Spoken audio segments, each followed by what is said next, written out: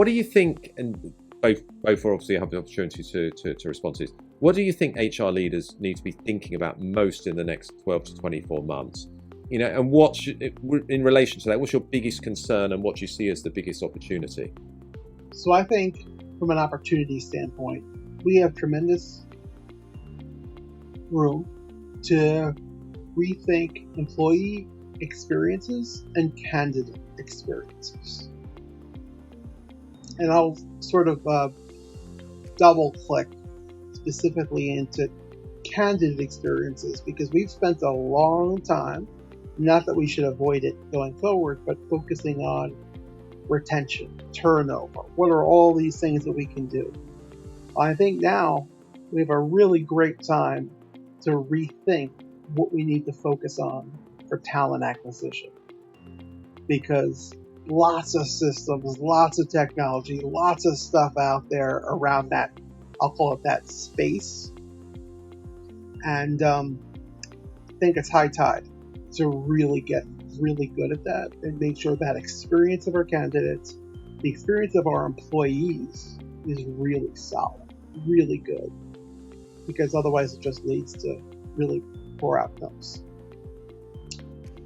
The concern I have is one that, simply put, we know today that employee trust and transparency are paramount.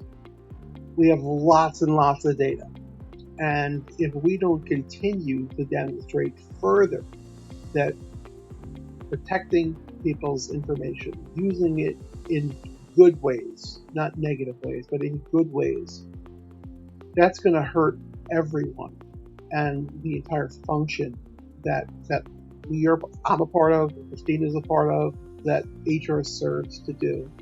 So making sure that we really continue to raise that bar around ethics, raise that bar around trust and data, and how we use employees' information is paramount.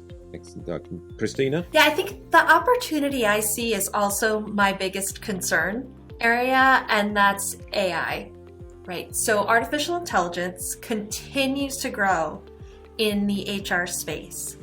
And in some cases, that's phenomenal, right? Because we're advancing and we're innovating. And in some cases, it has real unintended consequences that we didn't know it was going to have. And so you see folks on all sides of this continuum of AI will reinvent HR, which I'm not sure totally will, at least where it is today.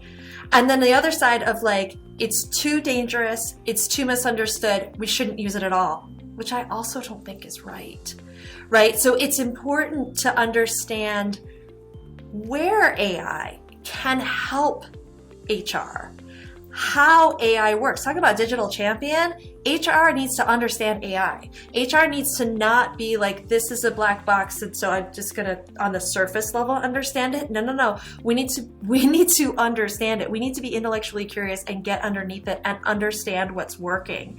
And if that means you need to do more math and statistics than you thought you'd be doing in HR, then that's just where HR is going. And please do more math and statistics to understand AI, right? We have new regulation popping up, right? We have the New York City regulation that's going to hit in mid-April that was delayed as December. And how is that going to affect companies, right? There's going to be more state legislation. Oh, and by the way, there's already different country legislation outside of the United States that everyone should be aware of that is involved globally. So I don't see this stopping anytime soon. I do think this is going to continue to grow.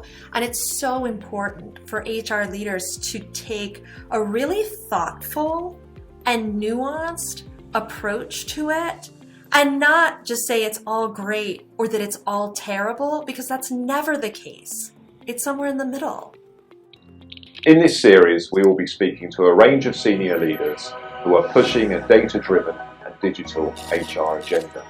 Make sure that you subscribe via your podcast app of choice and also via our YouTube channel for free and regular interviews with the digital HR leaders of the future.